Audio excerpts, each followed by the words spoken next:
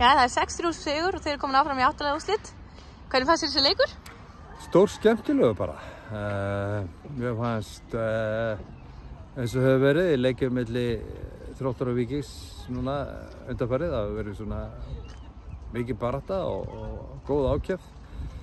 Mér fannst við ná góðum stjórnum að leiknum í fyrri hálfleik og skoruðu góð mörk og bættu svo við og auðvitað Víkingarnir náttúrulega voru særðir og eru særðar og þetta er gott lið sem að var svona að klóra tilbaka, gerði það vel með stórhættulega góða leikmenn framöðu, þetta er gott lið þannig að fyrir okkur að skora 6 og fara vel út úr leiknum, að rúlla vel á liðinu, bara feikilega ánægður með það.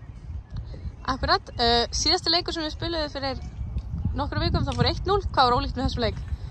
Það var bara, þetta var aðeins opnari leikur og svona sóknarleikurinn okkar, það sem kannski við lærðum að þeim leik gekk betur upp. Við fórum vel í gegnum kantana og bakverðinir okkar komu vel með, við vorum aðeins rólegir á boltann, fórum ekki alveg í æsinginn og svona, svo bara var einhvern veginn sóknarleikurinn onn í dag, virkilega góður.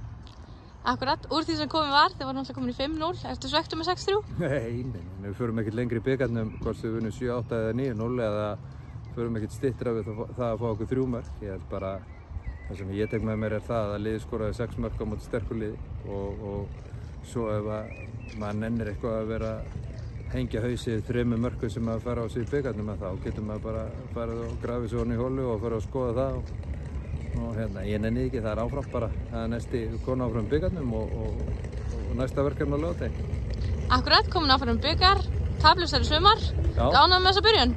Já, ég er mjög ánægður með þessa byrjun. Það er við erum búin að tapa 2 stigum en vorum svolítið súra með það en það er ekki að fá allt.